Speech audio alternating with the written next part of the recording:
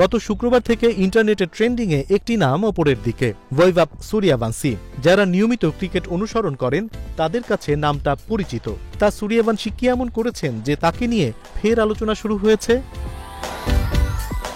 শুক্রবার Asia cup rising স্টার্সে ভারতের এ দলের হয়ে সংযুক্ত আরব আমিরাতের বিপক্ষে বিধ্বংসী ব্যাটিংয়ের ঝলক দেখিয়েছেন সূর্যবংশী।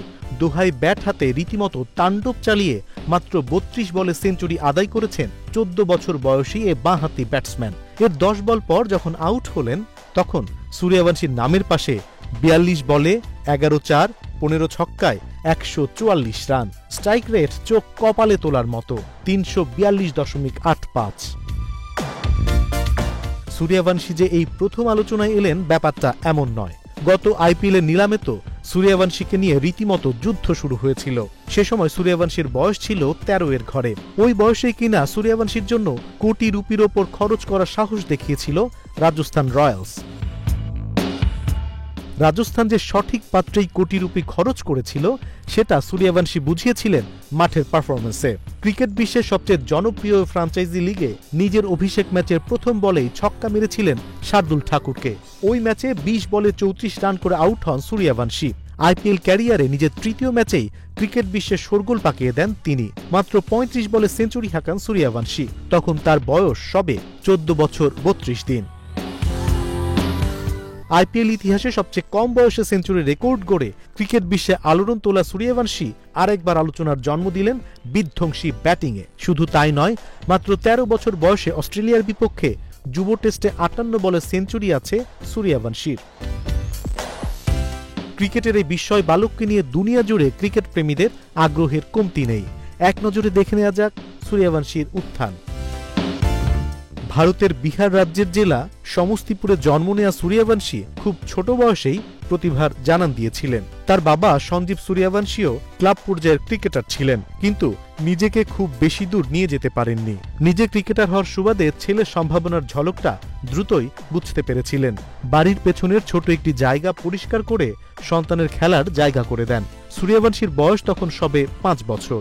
আশেপাশে ভালো কোনো ক্রিকেট একাডেমি না থাকায় বাড়িতেই অনুশীলন চলতে থাকে সূর্যবংশীর।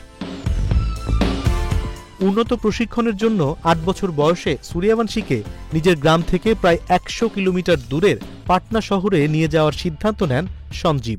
সেখানেই চলতে থাকে সূর্যবংশীর বেড়ে ওঠা। বিহারের কোচ রবিন সিং আগে সূর্যবংশীর সঙ্গে কাজ করার প্রথম দিকের অভিজ্ঞতা স্মরণ করে বিবিসিকে বলেছেন, আমি যখন প্রথম সূর্যবংশীর সঙ্গে কাজ করা শুরু করি দেখলাম ও অন্যদের চেয়ে আলাদা। ওকে কোনো টেকনিকের ডেমো দেখালে মুহূর্তেই সেটা শিখে নিত। সূর্যবংশীর প্রতিভা সম্পর্কে বলতে গিয়ে রবিন সিং আরও বলেন, অনুশীলনে অনেকেই ভালো করতে পারে কিন্তু ম্যাচে গিয়ে ব্যর্থ হয়। কিন্তু বৈভবের বিশেষত্ব ছিল চাপের মুহূর্তেও ও সবকিছু নিখুঁতভাবে করতে পারত। সূর্যবংশী যে ওর সমবয়সী অন্যদের তুলনায় এগিয়ে ছিলেন সেটি অল্প সময়েই বুঝিয়ে দেন।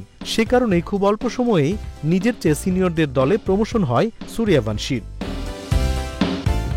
সূর্যবংশী প্রতিদিন সকাল ৭:৩০ থেকে শুরু করে বিকেল ৪টা পর্যন্ত অনুশীলন চালাতে থাকে। প্রতিদিন প্রায় ৪৫০ বলের মুখোমুখি হতো। ১২ বছর বয়সে পৌঁছতেই কোচদের বিশ্বাস জন্মে সূর্যবংশী এখন পেশাদার ক্রিকেট খেলতে প্রস্তুত।